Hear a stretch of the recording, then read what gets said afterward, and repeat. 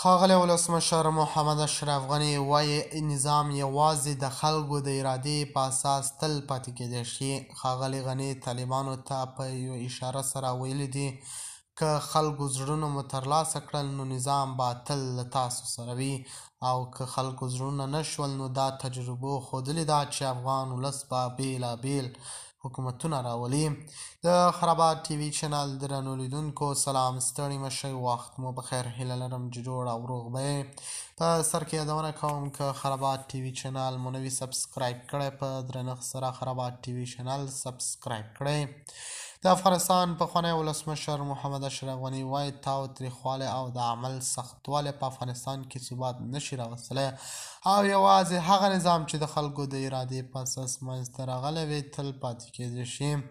د هغه په خبره د ژوند، دین، مال، ټولنې منطق او دلیل څخه ساتنه د اسلام له نظره د امنیت 5 اصول دي. ښاغلي ولسمشر محمد اشرف غني ویلي دغه 5 اصول که چیرې امنیت او خوندیتوب دغه اصولو په اساس رامنځته نه شي، د امنیت او خوندیتوب هر ډول ادعا به بې پایله وي. د افغانستان پخواني ولسمشر محمد اشرف غني په خپل پیغام کې سیاست حکمدارۍ ته هم اشاره کړې ده.